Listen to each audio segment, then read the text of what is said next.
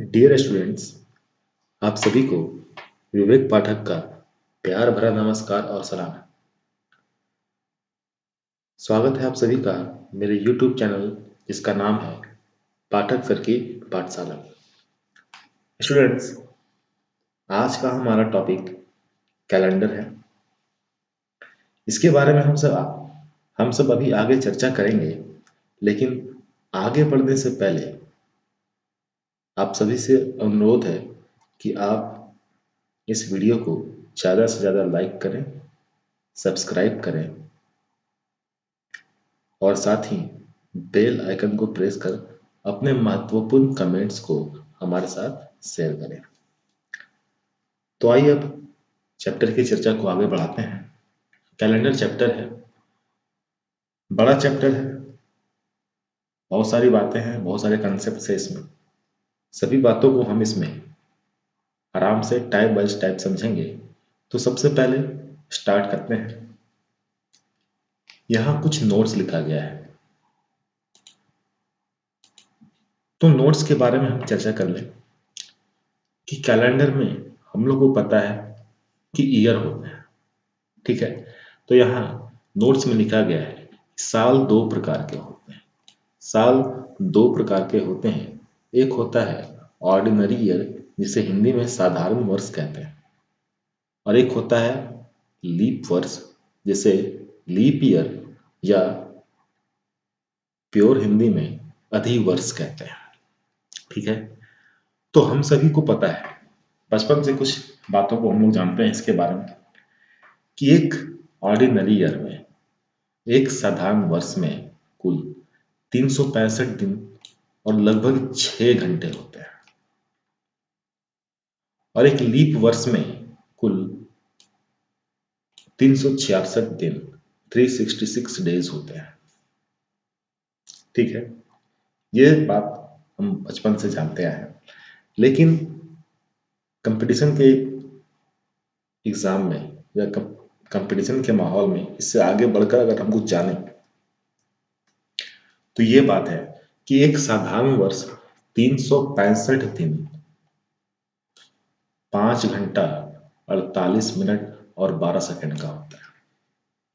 मैं फिर से रिपीट करूंगा कि एक ordinary year 365 days 5 hours 48 minutes and 12 seconds का होता है। इस 5 घंटे 48 मिनट और 12 सेकंड को हम लोग लगभग 6 घंटा कहते हैं, ठीक है। और ये जो 6 घंटा है वो 4 साल में 24 घंटा बनता है, और 24 घंटा के बराबर एक दिन आता है, इसलिए हर 4 साल में एक दिन बढ़ जाता है, जिसे हम लीप वर्ष कहते हैं। एक वर्ष में कुल 12 महीने होते हैं स्टूडेंट्स, जो हम लोग जानते हैं, और ये मंथ जनवरी से स्टार्ट होता है और दिसंबर पर एंड होता है। तो इसमें इम्पोर्टेंट क्या है? इसमें इम्पोर्टेंट ये है कि कौन सा मंथ कितने दिन का होता है, ठीक है। कौन सा मंथ कितने दिन का होता है ये पता है तो ठीक है, नहीं पता है तो घबराने की बात नहीं है।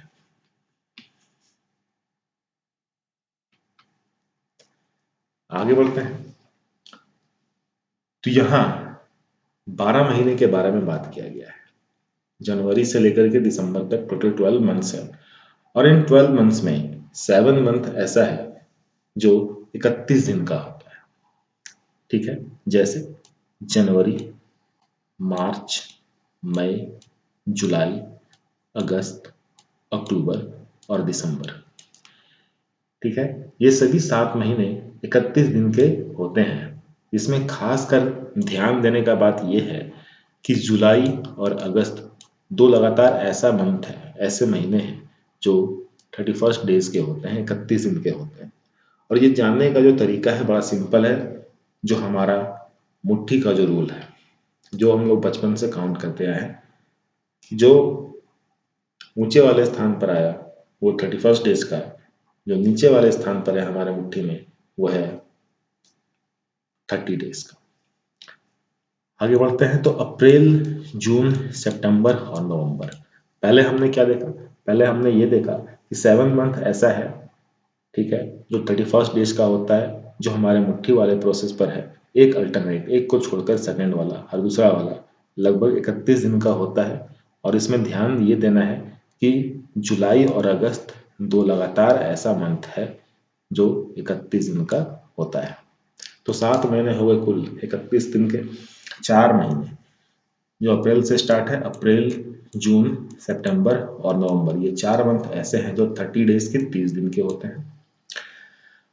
आगे इसमें लिखा गया है कि फरवरी मंथ जो है एक ऐसा मंथ है जो यदि ऑर्डिनरी ईयर है, साधारण वर्ष है, तो साधारण वर्ष में 28 दिन का होता है।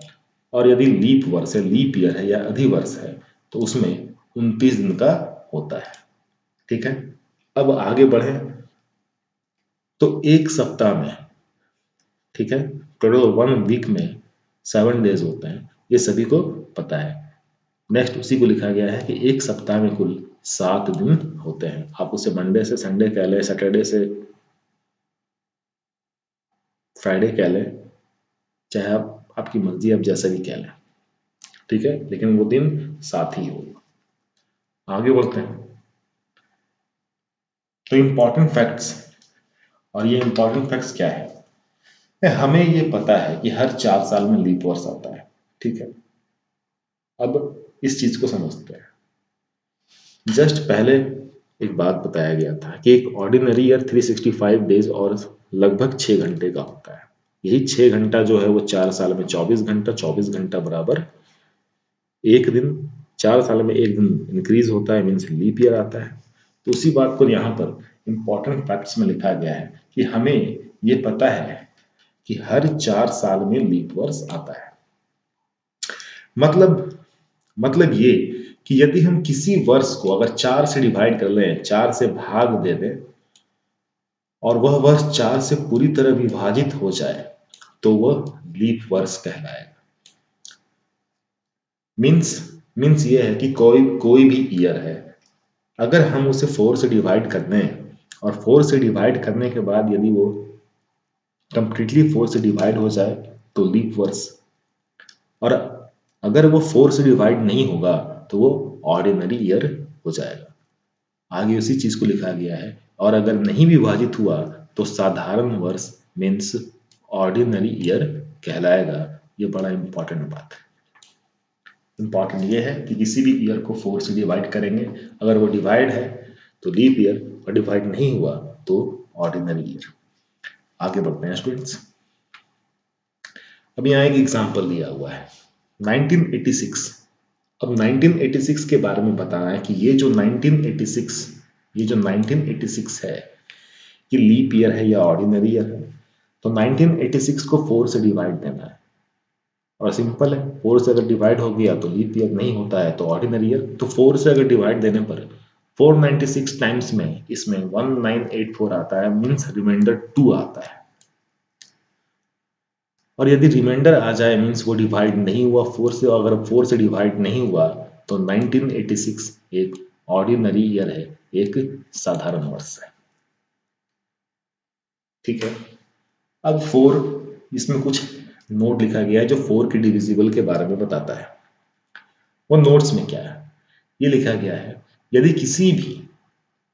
किसी भी नंबर का लास्ट 2 डिजिट, यहां समझ जाए, ठीक है, किसी भी नंबर का लास्ट 2 डिजिट, जैसे इसमें 86 है, तो यदि अंतिम 2 संख्या 4 से विभाजित हो जाए, ये 86 अंतिम 2 संख्या है, उसको 4 से डिवाइड करेंगे। अगर 86 4 से डिवाइड होगा तो ये पूरा नंबर भी 4 से डिवाइड होगा। और यदि 86 4 से डिवाइड नहीं होता है तो ये पूरा नंबर भी 4 से डिवाइड नहीं होगा। इसी चीज को यहाँ लिखा गया है, if last 2 digits of a number is divided by 4 then whole number is divisible by 4। Next 2076। तो यहाँ सिर्फ अगर ये चेक करना हो कि ये लीप ईयर है या नहीं है तो सिर्फ 76 को 4 से डिवाइड करेंगे। और 76 को यदि 4 से डिवाइड करते हैं तो यहाँ 18 टाइम्स में ये डिवाइड हो गया। और 18 टाइम्स में जैसे डिवाइड होता है, सॉरी 19 टाइम्स में,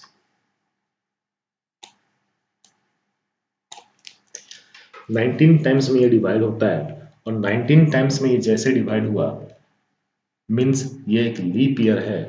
इसका मतलब 2076 एक लीप ईयर है।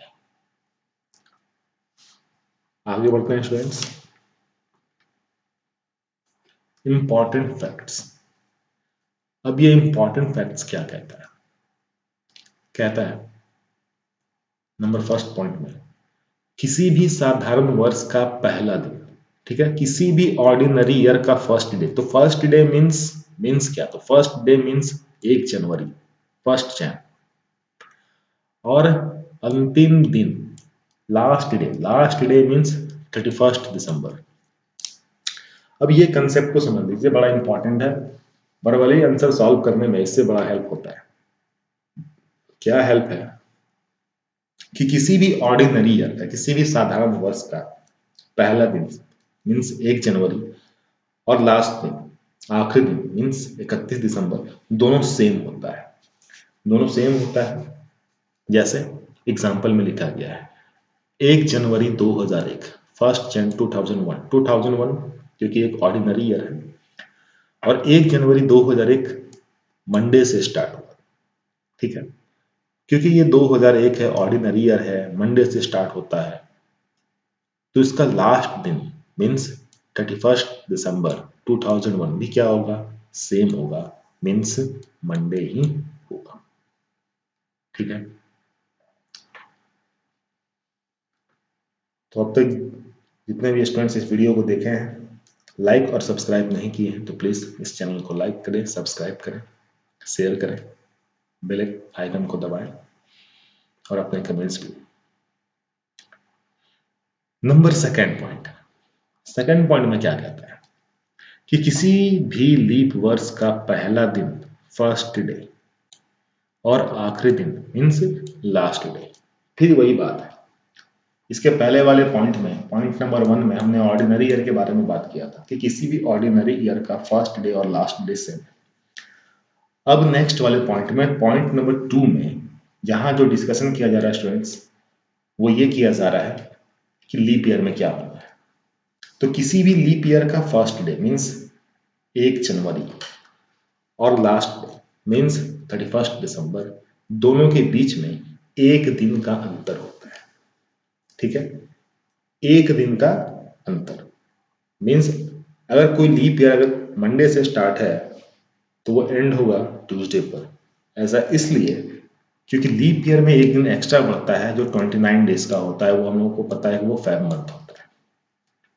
तो एक दिन एक्स्ट्रा जब भी आएगा तो फर्स्ट डे और लास्ट डे के बीच में भी क्या होगा? एक दिन बढ़ जाएगा। जैसा एग्जाम्पल में दिया गया है कि 1 जनवरी 2004 एक लीप ईयर है। लेकिन यहां पर एक बात मैं क्लियर करना चाहूंगा सभी को कि कोई भी लीप ईयर तब तक लीप ईयर नहीं बनता है जब तक उस साल में 29 फरवरी ना आ जाए, 29 फेब ना आ जाए।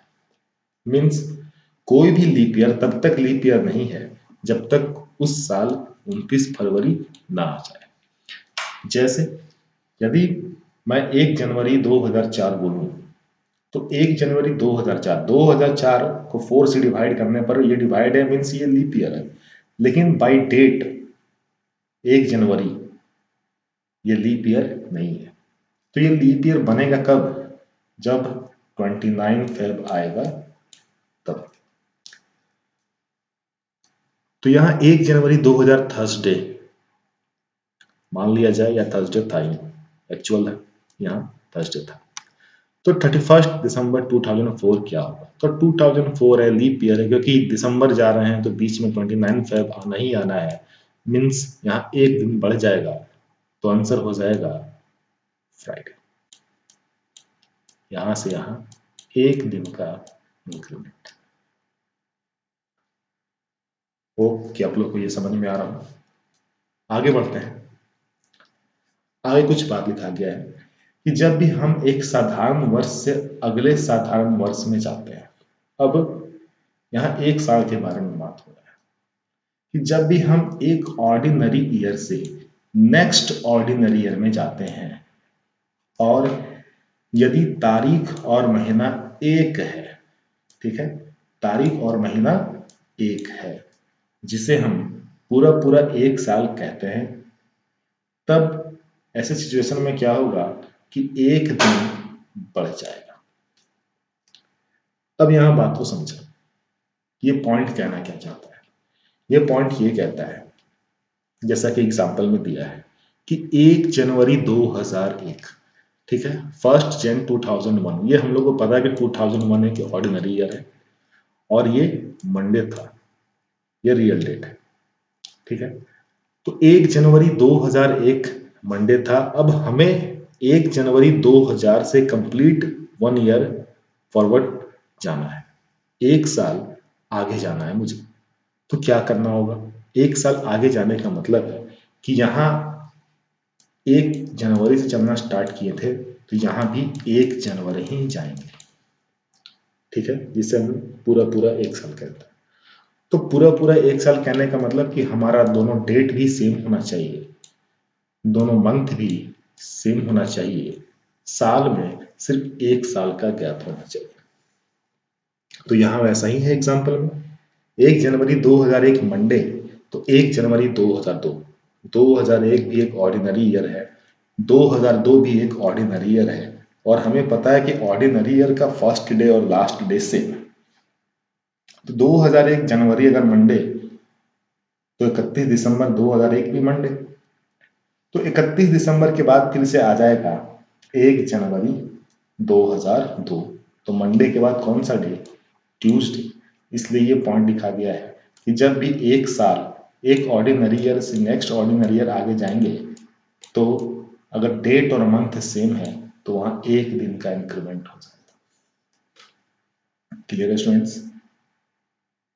अब नेक्स्ट पॉइंट में जो मुझे समझाना है वो मैं पढ़कर आपको बताता हूं कि जब भी हम एक साधारण वर्ष से अगले लीप वर्ष में जाते हैं या एक लीप वर्ष से साधारण वर्ष में आते हैं, अब इस पॉइंट को समझिए कि एक ऑर्डिनरी ईयर से हम चलना स्टार्ट किए, लेकिन जस्ट जो नेक्स्ट मंथ जो आया, सॉरी, जो नेक्स्ट ईयर जो आया वो एक लीप ईयर हो गया, ठीक है। या फिर इसका वाइस वर्सा कि हम एक लीप ईयर से चलना स्टार्ट किए, लीप ईयर से चलना स्टार्ट करते हैं और जो नेक्स्ट मंथ आता है वह एक ऑर्डिनरी ईयर हो जाए, ठीक है। तो ऐसे सिचुएशन में क्या करेंगे, तो जस्ट मैंने अभी थोड़ी देर पहले आपको एक बात बताया था कि कोई भी लीप ईयर तब तक लीप ईयर नहीं बनता है जब तक 29 फरवरी ना आ जाए। तो फंडा क्या है, फंडा बड़ा सिंपल है कि हमें सिर्फ और सिर्फ फरवरी मंथ को ही चेक करना है, और सिर्फ ये चेक करना है कि फरवरी मंथ आया तो आया किसका। यदि फरवरी मंथ 28 डेज का आता है तो वहां एक दिन का इंक्रीमेंट होगा, और यदि फरवरी मंथ वहां 29 डेज का आता है तो वहां 2 दिन का इंक्रीमेंट होगा। इसी बात को आगे लिखा गया है कि हमें ये जांच लेना चाहिए कि फरवरी मंथ जो है वो किसका आया। यदि फरवरी मंथ 28 डेज का हो तो वहां एक दिन बढ़ेगा, और यदि फरवरी मंथ 29 डेज का हो तो वहां 2 दिन बढ़ेगा। अब एग्जाम्पल से समझते हैं। 17 फरवरी 2003 से हम चलना स्टार्ट करते हैं, और यहाँ डेट के साथ साथ दिन भी लिखा गया है कि 17 फरवरी 2003 यदि संडे मान लिया गया, ठीक है, संडे हमने मान लिया, तो पूरा पूरा एक साल जब आगे जाएंगे तो पूरा पूरा एक साथ कंप्लीट 1 ईयर मीन्स, तो complete 1 year means date is same, month is same, and 1 year gap between last year and next month. तो 2003 से 2004 डेट सेम है हमारा, मंथ सेम है हमारा। 2003 से 2004 जा रहे हैं, तो 3 से 4 जा रहे हैं, तो जाहिर सा बात है कि टोटल 12 मंथ्स तो आ रहे हैं, क्योंकि डेट और मंथ जब भी सेम होता है और प्रीवियस ईयर से अगर नेक्स्ट ईयर जाते हैं तो टोटल 12 महीने का अंतर है। तो इस 12 महीने में कहीं ना कहीं फरवरी मंथ भी आया है, तो फरवरी मंथ तो आया है, लेकिन किसका आया वो चेक करते हैं। तो 2003 17 फरवरी 2003 से हम लोग 17 फरवरी 2004 जा रहे हैं, तो फरवरी मंथ तो आया है, लेकिन कंप्लीट जो फैब मंथ, जो फरवरी मंथ आया है वो 2004 का नहीं 2003 का आया है। ऐसा इसलिए क्योंकि 2004 में हम अभी 17 फरवरी में ही हैं। और स्टूडेंट्स, मैंने एक बात अभी जस्ट कुछ देर पहले बोला था कि कोई भी लीप ईयर तब तक लीप ईयर नहीं बनेगा जब तक 29 फरवरी ना आ जाए। तो यहाँ जब 2003 से चलना स्टार्ट किए तो फरवरी मंथ 2003 का आया और 2003 एक ऑर्डिनरी ईयर है, तो यहाँ एक दिन बढ़ेगा, तो संडे के बाद जो नेक्स्ट डे आता है वो है मंडे। अब एक और एग्जांपल, 23 मार्च 2007 फ्राइडे था, ठीक है। तो अब इसको सॉल्व करते हैं। 23 मार्च 2007 से हमें जाना है 23 मार्च 2008। Date same, month same, year में एक साल का अंतर। फिर से हमें क्या चेक करना है, तो फिर से हमें उसी बात को चेक करना है कि भाई फरवरी मंथ आया तो आया किसका। तो यहां देखेंगे स्टूडेंट्स, 23 मार्च 2007 से जब हम एक साल आगे चले, एक साल मीन्स 12 महीना, जब 12 महीना आगे जब बढ़ते हैं तो फरवरी मंथ आया। लेकिन इस बार जो फरवरी मंथ आया वो आया तो आया किसका। तो यहां चेक करते हैं, तो 2007 से जब चलना स्टार्ट किए हैं तो वो मार्च से है। मार्च से इसका मतलब ये है कि 2007 का फरवरी ऑलरेडी बीत चुका है। अब जो लीप, अब जो फरवरी मंथ आएगा वो 2008 का आएगा। अब क्योंकि 2008 मार्च तक जा रहे हैं तो फरवरी भी आया 2008 का। 2008 को 4 से डिवाइड करते हैं तो 2 टाइम्स में डिवाइड हुआ, मतलब ये एक लीप ईयर है। मीन्स इसमें फरवरी महीना 29 दिन का, और जब भी फरवरी मंथ 29 दिन का आ जाएगा तो वहां एक दिन नहीं 2 दिन बढ़ेगा। तो यदि 23 मार्च 2007 फ्राइडे था तो यहाँ 2 दिन आगे बढ़ेंगे, फ्राइडे से 2 दिन आगे बढ़ते हैं, आंसर हो जाएगा संडे। होप गाइस कि आपको ये समझ में आया हो। नेक्स्ट पढ़ते हैं। एक क्वेश्चन दिया हुआ है, क्वेश्चन है if 24th May 2015 was Saturday, then which day was on 24th May 2016? Answer simple है, शायद अब तक आप लोगों का आंसर भी आ गया हो। 2015 ऑर्डिनरी ईयर है, ऑर्डिनरी ईयर, सैटरडे मई से चल रहा है। 2016 एक लीप ईयर है, एक लीप ईयर है, मई मंथ से चले हैं। मीन्स फरवरी मंथ जो आया वो आया 2016 का, 2016 का फैब 29 डेज का। तो जाहिर सा बात है कि यहाँ 2 दिन का इंक्रीमेंट होगा। सैटरडे से हम चलना स्टार्ट किए थे, आंसर हो जाएगा मंडे। सिंपल था, मैंने आपको बोला था वर्बली आंसर है। और ऐसे क्वेश्चन पूछे भी जाते हैं एग्जाम्स में। आगे बढ़ते हैं स्टूडेंट्स। अब एक कंसेप्ट बड़ा इंपॉर्टेंट, सभी को ध्यान से समझेंगे, लीप सेंचुरी ईयर।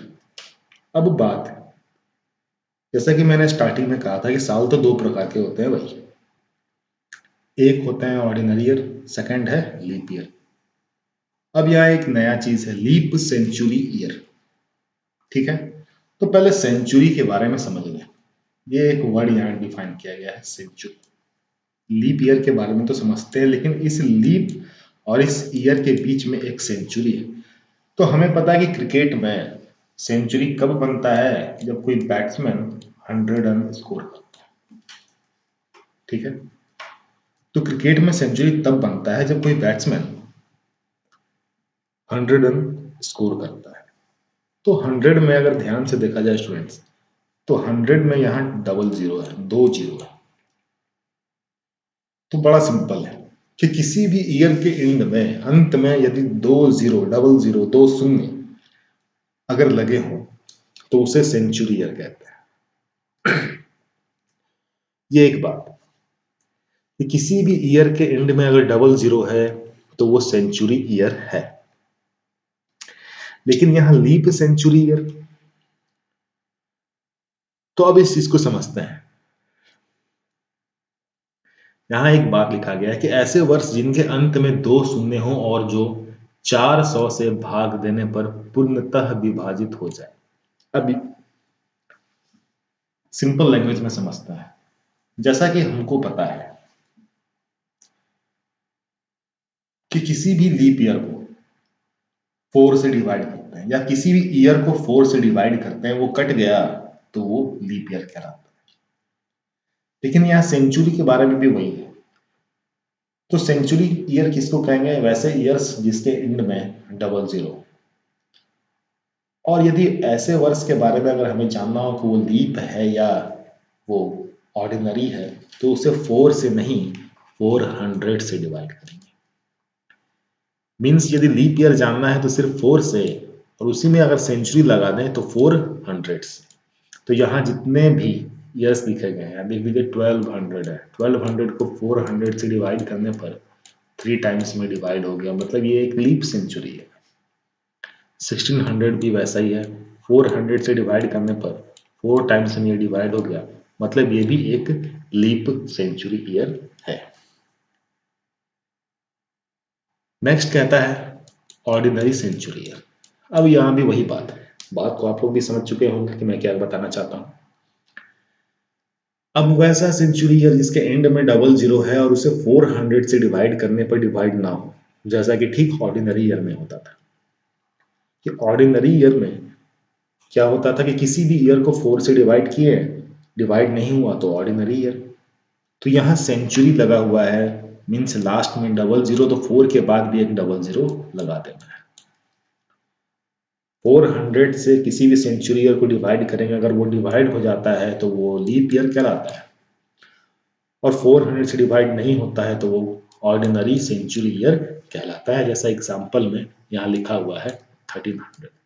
400 से हम लोग डिवाइड करते हैं तो डबल जीरो तो कैंसिल हो गया, और 3 टाइम्स में यहाँ 12 होता है, रिमाइंडर 1 बचता है। इसका मतलब ये है कि 1300 एक ऑर्डिनरी सेंचुरी ईयर है, जिसे हिंदी में साधारण शताब्दी वर्ष कहते हैं। आगे बढ़ते हैं स्टूडेंट्स। देखिए, मैं एक एक चीज को बड़ा ही शॉर्ट और बड़ा ही आसानी से क्लियर करके बता रहा हूं, जो आपको समझने में भी आसान लगे। आगे बढ़ते हैं स्टूडेंट्स। ये कैलेंडर का सबसे इंपॉर्टेंट पार्ट। अगर ये आप अपने माइंड्स में रखते हैं, अपने माइंड में अगर ये सारी बातों को रखते हैं आप, तो कैलेंडर सॉल्व करना काफी हद तक आसान है। जैसे आपके स्क्रीन पर कुछ दिख रहा है, मैं एक एक करके सारी चीजों को क्लियर करता हूं। हमें पता है फर्स्ट डे मीन्स 1 जनवरी, जैसा मैंने पहले बता चुका है। लास्ट डे मीन्स 31 दिसंबर। लेकिन किसका? तो किसी सेंचुरी ईयर का, किसी सेंचुरी। और जब भी कोई सेंचुरी बोले, चाहे मैं बोलूं चाहे आपको, कोई भी सेंचुरी ईयर बोलेगा तो सिर्फ एक बात को ध्यान में रखना है कि उस ईयर के एंड में वही डबल जीरो होने वाला है। ठीक है? तो किसी भी सेंचुरी ईयर का फर्स्ट डे क्या होता है और लास्ट डे क्या होता है, मैं उसके बारे में चर्चा करने जा रहा हूं। किसी भी सेंचुरी ईयर का। तो सबसे पहले यहां लिखा गया है L.C.YR। इसका फुल फॉर्म हो गया लीप सेंचुरी ईयर। और लीप सेंचुरी ईयर किसे कहते हैं? तो वैसा सेंचुरी ईयर जिसके एंड में डबल जीरो हो और उसे 400 से डिवाइड करने पर कंप्लीटली डिवाइड हो जाए, तो वैसे सेंचुरी ईयर को लीप सेंचुरी ईयर कहते हैं। और लीप सेंचुरी ईयर जो है वो ऑलवेज सैटरडे से स्टार्ट होता है, सैटरडे से। अब यहां ध्यान देना है स्टूडेंट्स कि हम सब ऑलमोस्ट एक सेंचुरी देखे हैं, चाहे उस समय हम छोटे हों या फिर उतना कोई गौर नहीं किए हों, लेकिन हम सब एक सेंचुरी ईयर देखे हैं, वो है 2000, वो है 2000। तो लीप सेंचुरी ईयर फिर से वही फंडा है कि भाई इसे 400 से डिवाइड करना है और ये 400 से कंप्लीटली डिवाइड भी हो जाना चाहिए, जैसा कि 2400 से 5 टाइम्स में डिवाइड हो गया। तो ये लीप सेंचुरी ईयर। और लीप सेंचुरी ईयर का फर्स्ट डे हमेशा क्या होता है? तो सैटरडे, शनिवार। और क्योंकि ये लीप ईयर है तो लीप ईयर का फर्स्ट डे और लास्ट डे में क्या होता है? एक दिन का इंक्रीमेंट होता है। मीन्स ये अगर सैटरडे से अगर ये स्टार्ट हुआ तो एंड किस पर होगा? संडे पर। एग्जाम्पल में 1200, 2000, 800, 400, 1600, 2400, 2800, जितना भी नाम लेना, लेकिन वो सभी का सभी 400 के इंटरवल पे होंगे, 400 साल के अंतर पे। कोई आपसे पूछ दे, बताइए 1 जनवरी 1600, 1 जनवरी 1600, 1600, 1600 को 400 डिवाइड करते हैं, कट गया means leap century year, means 1 जनवरी 1600 शनिवार को। और क्योंकि लीप ईयर है तो उसका लास्ट डे क्या होगा? तो संडे हो जाएगा। अब आगे O.C.YR1, इसका मतलब है ऑर्डिनरी सेंचुरी ईयर 1। ये 1 का फंडा को समझना होगा कि किसी भी सेंचुरी ईयर, सेंचुरी मीन्स वैसा ईयर जिसके एंड में डबल जीरो, किसी भी सेंचुरी ईयर को 400 से डिवाइड करने पर यदि रिमाइंडर 1 बच जाए, यदि रिमाइंडर मतलब शेष 1 बच जाए, ठीक है, उसी चीज को मैंने पॉइंट में भी लिखा है। ऐसे शताब्दी वर्ष जिन्हें 400 से भाग देने पर एक शेष बच जाए, अगर रिमाइंडर 1 बचता है तो उसे ऑर्डिनरी सेंचुरी ईयर 1 कहते हैं। जैसे यहां पर लिखा गया है 2100, 1 जनवरी 2100 कौन सा दिन होगा? 2100 को हम लोगों ने 400 से डिवाइड किया, 5 टाइम्स में 20, रिमाइंडर कितना आएगा? तो रिमाइंडर आ जाएगा 1। और वे सभी सेंचुरी ईयर जिसे 400 से डिवाइड करने के बाद रिमाइंडर 1 आ जाए, हमेशा फ्राइडे से ही स्टार्ट हो, फ्राइडे से, फ्राइडे से स्टार्ट होंगे, ध्यान देना है स्टूडेंट्स। और एंड किस पर होंगे? क्योंकि ऑर्डिनरी ईयर हैं तो एंड भी फ्राइडे पर ही। तो यहां भी जितने भी ईयर्स लिखे हैं, 1 जनवरी 1700, 1700 है, 400 डिवाइड किए 4 बार में 16, रिमाइंडर 1, रिमाइंडर 1 मीन्स 1 जनवरी 1600 फ्राइडे। अब क्योंकि ऑर्डिनरी है तो फर्स्ट डे और लास्ट डे सेम होगा, मीन्स 31 दिसंबर 1700 भी क्या होगा? तो फ्राइडे होगा। नेक्स्ट आगे बढ़ते हैं। तो ऑर्डिनरी सेंचुरी ईयर 2। अब यहाँ ये 2, अब इस 2 के बारे में समझिए होंगे आप सब कि मैं क्या बताना चाह रहा हूँ। ये 2 मीन्स रिमाइंडर 2 होना चाहिए। किसी भी सेंचुरी ईयर को 400 से डिवाइड करने के बाद यदि रिमाइंडर 2 आता है तो उसे ऑर्डिनरी सेंचुरी ईयर 2 कहते हैं। और ऑर्डिनरी सेंचुरी ईयर 2 ऑलवेज हमेशा वेडनेसडे से स्टार्ट होगा, और क्योंकि ऑर्डिनरी है फर्स्ट और लास्ट डे सेम होगा, मीन्स एंड भी वेडनेसडे पर होगा। जैसे 1800, 1800 को अगर 400 से डिवाइड करते हैं तो 4 टाइम्स में 16, रिमाइंडर कितना हो जाएगा? 2। और जैसे किसी सेंचुरी ईयर का यदि रिमाइंडर 2 हो जाए, मीन्स वो वेडनेसडे से स्टार्ट होगा और वेडनेसडे पर एंड होगा। ठीक उसी प्रकार से स्टूडेंट्स आगे बढ़ते हैं। तो यहाँ ऑर्डिनरी सेंचुरी ईयर 3 है, और ऑर्डिनरी सेंचुरी ईयर 3 का मतलब है कि किसी भी सेंचुरी ईयर को 400 से डिवाइड करने के बाद रिमाइंडर कितना होना चाहिए? तो रिमाइंडर होना चाहिए 3। जैसे एग्जांपल में 1900 को हम लोग 400 डिवाइड करते हैं, यहाँ भी 4 टाइम्स में होगा 16, रिमाइंडर कितना होगा? तो रिमाइंडर हो जाएगा 3। तो रिमाइंडर 3 हो गया, इसका मतलब ये ऑर्डिनरी सेंचुरी ईयर 3 है। और ऑर्डिनरी सेंचुरी ईयर 3 ऑलवेज हमेशा मंडे से स्टार्ट होगा और मंडे पर ही एंड होगा। होप कि आप सभी को ये वीडियो समझ में आ रहा हो। आगे बढ़ते हैं स्टूडेंट्स। इस पर बेस्ड बहुत सारे क्वेश्चंस को पूछे जाते हैं। चलिए हम सभी क्वेश्चन को देखें। तो खैर यहां पे लिखा गया है 1 ईयर गैप। अब ये सारे कंसेप्ट को क्लियर करने वाला है। 1 ईयर गैप या same to same. 1 year gap जैसा कि हम लोग पहले भी पढ़ चुके हैं, 1 ईयर गैप मीन्स पूरा पूरा एक साल। तो पूरा पूरा एक साल मीन्स क्या? डेट सेम, मंथ सेम, सिर्फ एक साल का गैप। और ठीक उसी कंसेप्ट पर हम भी आगे ये भी जान जाएंगे कि सेम टू सेम कोई भी ईयर अपने आप को कब रिपीट करता है। जैसे सेम टू सेम को हिंदी में हूबहू कहते हैं। तो हर साल अपने आप को कभी ना कभी रिपीट करता है, दोहरा देता है। वो कब दोहराता है उसके बारे में भी इसमें जानेंगे। ठीक है, तो मैं फिर से बता दूं, 1 ईयर गैप मीन्स डेट और मंथ सेम, ईयर में 1 ईयर का गैप। और same to same means repetition, हर साल अपने आप को कभी ना कभी दोहराता है। लेकिन इतना बस ध्यान देना है कि ऑर्डिनरी ईयर जब भी अपने आप को रिपीट करेगा तो वो एक ऑर्डिनरी ईयर होगा, और लीप ईयर जब अभी अपने आप को रिपीट करेगा तो वो एक लीप ईयर होगा। इसी कंसेप्ट में आगे बढ़ते हुए यहाँ लिखा गया है 1 जनवरी 2001।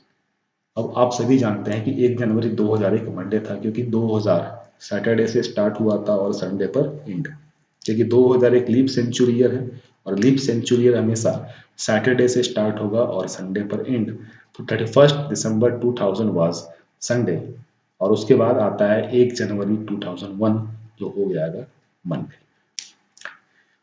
तो ये बेसिक है, पहले आप इसको समझें, उसके बाद ट्रिक बताएंगे। पेन नहीं चलाना है। तो 1 जनवरी 2001 मंडे था, उससे हमें पूरा पूरा एक साल आगे जाना है। Means date same, month same, सिर्फ एक साल का गैप। तो 2001 भी ऑर्डिनरी ईयर, 2002 भी ऑर्डिनरी ईयर, और जब भी ऑर्डिनरी ईयर से ऑर्डिनरी जाएंगे तो एक दिन बढ़ेगा, जैसा कि यहाँ पे लिखा गया है कि मंडे के बाद आ गया ट्यूसडे। फिर आगे बढ़ते हैं। 1 जनवरी 2002 से जब 1 जनवरी 2003 जाएंगे, दोनों का दोनों ऑर्डिनरी ईयर है, तो फिर से एक दिन बढ़ेगा, तो ट्यूसडे के बाद जो होगा वो होगा वेडनेसडे। अब 1 जनवरी 2003 से 1 जनवरी 2004 जा रहे हैं। 2004 एक लीप ईयर है। लेकिन यहां पर एक बात को ध्यान देना है स्टूडेंट्स, मैं पहले भी बता चुका हूं, फिर से एक बार रिपीट करता हूं कि कोई भी लीप ईयर तब तक लीप ईयर नहीं बनेगा जब तक 29 फरवरी नहीं आएगा, 29 फरवरी नहीं आएगा। ठीक है, तो यहां जब 1 जनवरी 2003 से जब 1 जनवरी 2004 जा रहे हैं तो फरवरी मंथ आया है, बिल्कुल आएगा, क्योंकि हम लोग 12 मंथ्स आगे जा रहे हैं। लेकिन वो फरवरी मंथ आया तो आया किसका? क्या 2004 का आया? तो जी नहीं, 2004 तो अभी 1 जनवरी नहीं। तो किसका आया? वो आया 2003 का। और 2003 का फरवरी मंथ क्योंकि 28 का था, तो हमें पता है कि जब भी फरवरी मंथ 28 का तो वहां एक दिन बढ़ेगा, तो यहां वेडनेसडे से आगे बढ़कर थर्सडे।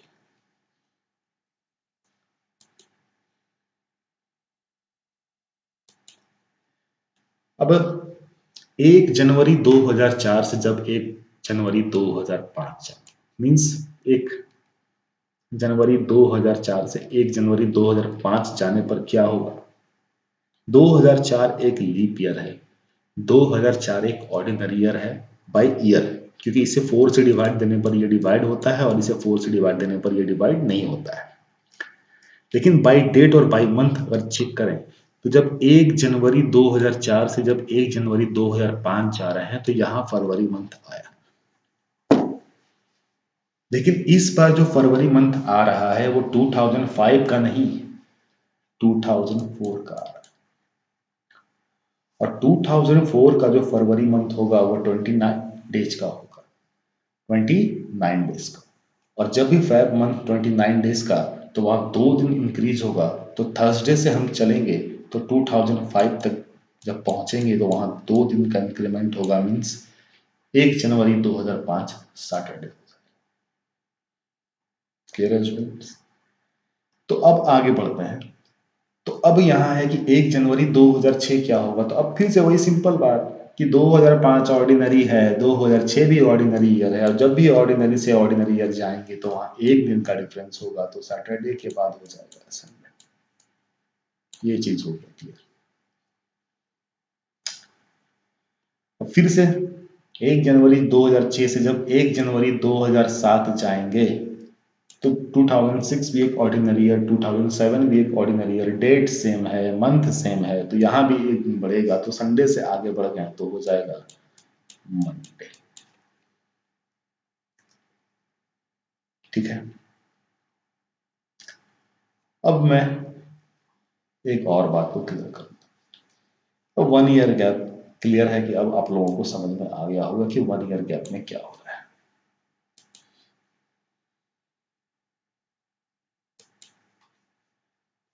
अब मैं सेम टू सेम के बारे में बात करना चाहता हूँ।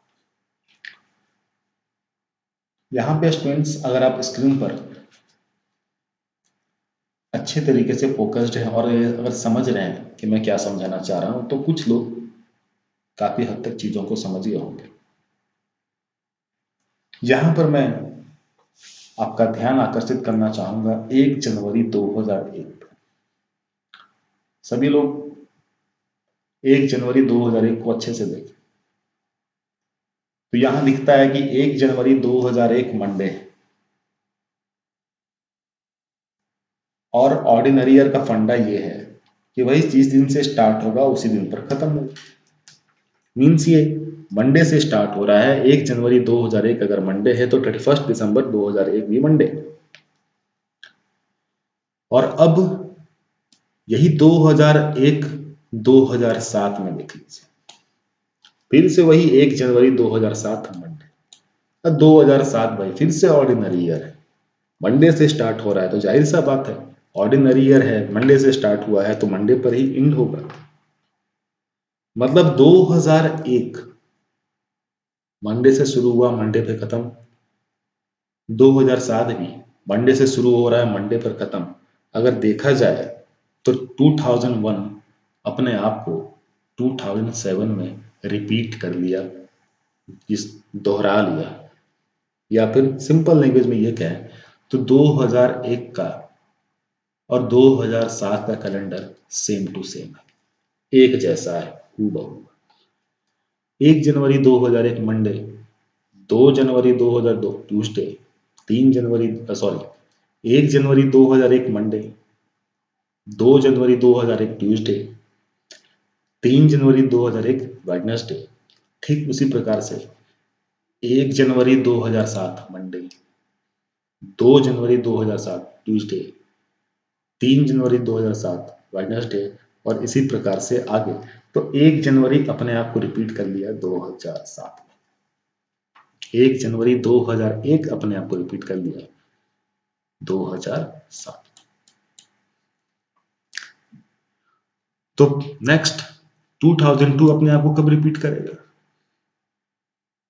सिंपल है, यहां लिखा गया है 2002 ट्यूसडे से स्टार्ट होगा, 2008 भी ट्यूसडे से स्टार्ट हो रहा है, ये आप लोग को दिख रहा है। तो बहुत लोग बोल देंगे सर 2002 अपने आप को रिपीट कर दिया 2008 में। ध्यान देंगे यहां, जस्ट थोड़ी देर पहले मैंने कहा था बात कि ऑर्डिनरी ईयर अपने आप को ऑर्डिनरी ईयर में ही रिपीट करेगा और लीप ईयर अपने आप को लीप ईयर में ही रिपीट करेगा। तो 2002 एक ऑर्डिनरी ईयर है और 2008 एक लीप ईयर है। मीन्स 2008 भी ट्यूसडे से स्टार्ट है, 2002 भी ट्यूसडे से स्टार्ट है, लेकिन दोनों में अंतर क्या है? तो अंतर यहाँ है कि 2002 क्योंकि एक ऑर्डिनरी ईयर है तो इसका फर्स्ट डे और लास्ट डे सेम होगा। मीन्स ये ट्यूसडे से स्टार्ट है और ट्यूसडे पर एंड होगा। लेकिन 2008 एक लीप ईयर है, ट्यूसडे से स्टार्ट तो हो रहा है लेकिन एंड जो है इसका वो ट्यूसडे पर नहीं, वेडनेसडे पर होगा। मीन्स 2002 का रिपीटेशन 2008 नहीं है। तो क्या करेंगे, वैसे ही फिर हम लोग आगे बढ़ते जाएंगे, तब तक आगे बढ़ेंगे जब तक किसी ऑर्डिनरी ईयर में ट्यूसडे ना आ जाए। सेम वही +1 +2 +1 +2 जो भी है। तो अब देखते हैं कि 2002 ऑर्डिनरी ईयर ट्यूसडे से स्टार्ट हुआ, 2013 भी है ऑर्डिनरी ईयर ट्यूसडे से स्टार्ट हुआ, मीन्स 2002 अपने आप को रिपीट कर लिया 2013। ठीक है, अब इसका ट्रिक, लेकिन ट्रिक से पहले यहाँ एक नोट्स लिखा गया है, मैं उसे पढ़कर बताना चाहूंगा।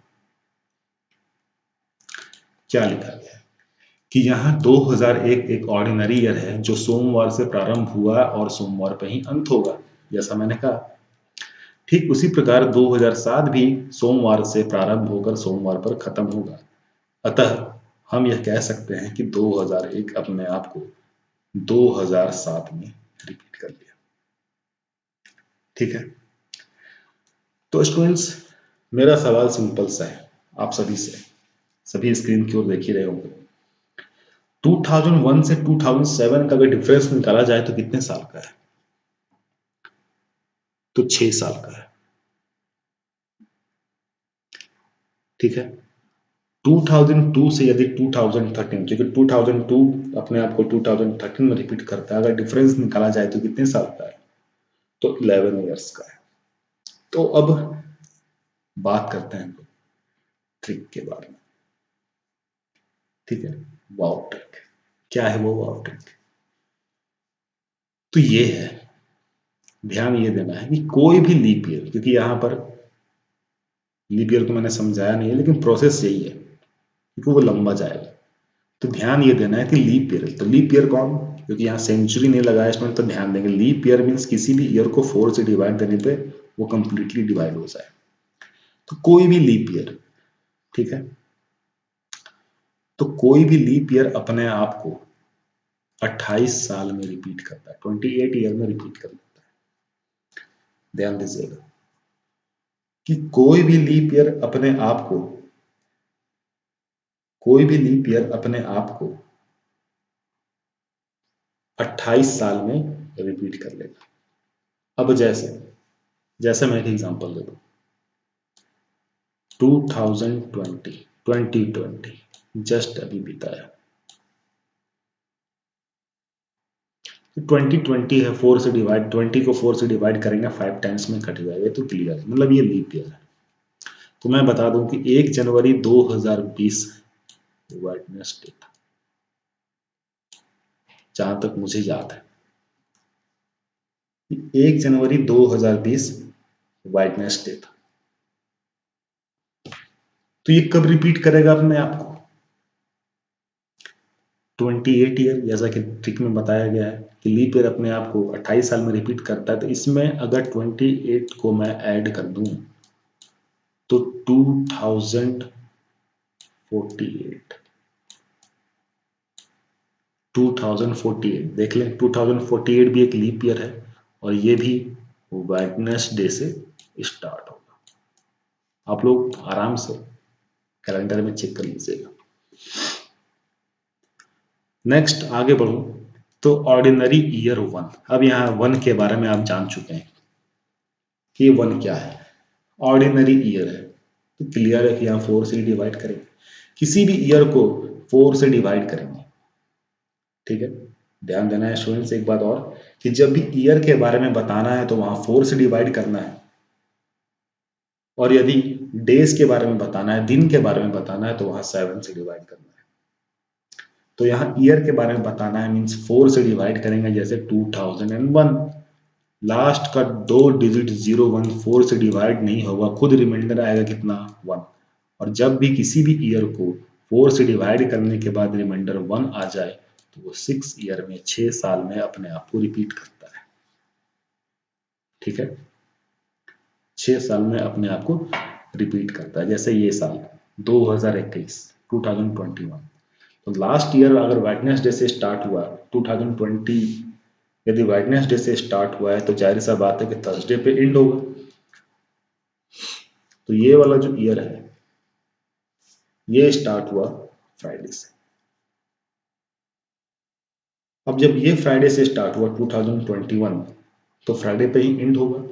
21 को 4 से डिवाइड करेंगे तो 5 टाइम्स में 20, रिमाइंडर वन जब भी हो जाए तो वो ईयर अपने आप को 6 ईयर में रिपीट करेगा।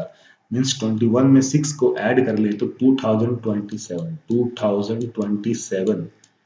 2021 का रिपीटेशन है। मीन्स ये भी फ्राइडे से स्टार्ट होगा, फ्राइडे पर एंड होगा। तो ठीक उसी प्रकार से स्टूडेंट्स, किसी भी ईयर को 4 से डिवाइड करेंगे, यदि रिमाइंडर 2 आएगा तो वो अपने आप को 11 ईयर में रिपीट करेगा, और यदि रिमाइंडर 3 आ जाएगा किसी भी ईयर को 4 से डिवाइड करने पर, तो वो भी अपने आप को 11 ईयर्स में रिपीट करेगा। ट्रिक ये है कि लीप ईयर 28 साल, ऑर्डिनरी ईयर 1 6 साल, ordinary year 2 11 years and ordinary year 3 also 11 years. 28 6 11 11, ये कंसेप्ट को याद रखना है। 28 6 11 11, और ये पैटर्न याद रखना है कि पहले लीप ईयर, फिर ऑर्डिनरी ईयर 1, फिर ऑर्डिनरी ईयर 2, फिर ऑर्डिनरी ईयर 3। उम्मीद है कि आप सभी को ये पसंद आया हो। नेक्स्ट है स्टूडेंट्स, यहाँ 5 क्वेश्चंस है जो आपको सॉल्व करना है। आप इसे सॉल्व करें और कमेंट सेक्शन में इसका आंसर मेरे से शेयर करें। जिनका सही आंसर होगा मैं उन्हें पर्सनली रिवॉर्ड दे दूंगा, मीन्स मैसेज में ही। Thank you for watching this video.